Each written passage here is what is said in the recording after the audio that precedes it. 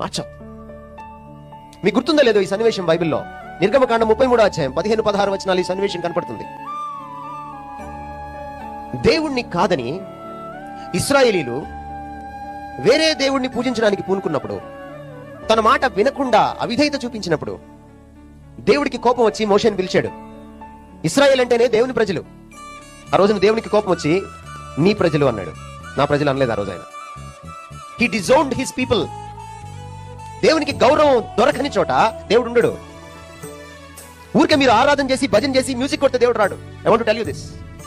ఏ సంఘంలో దేవునికి ఘనత దొరుకుతుందో, ఎవరి జీవితాల్లో దేవునికి పెద్దపీట వేస్తారో, వాళ్ళు ఒక చోట చేరితే మీరు చెట్టు కింద చేరినా మీ దగ్గర దేవుడు ఉంటాడు.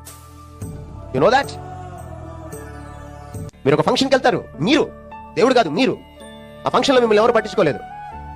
ఓ బర్త్డే పార్టీకి వెళ్తారు, మీ స్నేహితురాలే, మీ స్నేహితుడే, కానీ మిమ్మల్ని పట్టించుకోలేదు. ఉంటారు అక్కడ మీరు? ఉంటారా మీరు? No, because you have self dignity. మీకంటే ఆత్మగౌరవం లేదా ఈ దేవుడికి? ఆయనకి మీ జీవితంలో గౌరవం దొరకనప్పుడు మీరు ఎన్ని ప్రోగ్రాంలు పెట్టుకుంటే ఆయన ఎందుకు వస్తాడు?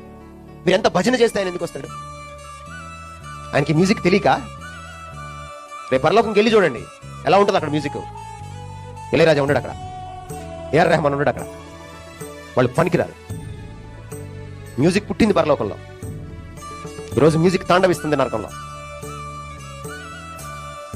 God is not pleased by your music and your singing and your dress up and your programs. But if your life, if your character ఆయన గాని గణపరిస్తే, ఆయనకి ఇవ్వాల్సిన గౌరవం ఇస్తే, మీరెంత చిన్న సంఘమైనా మీరు ఒక చోట కూడితే ఆయన అక్కడ ఉంటాడు. If you honor God, he honors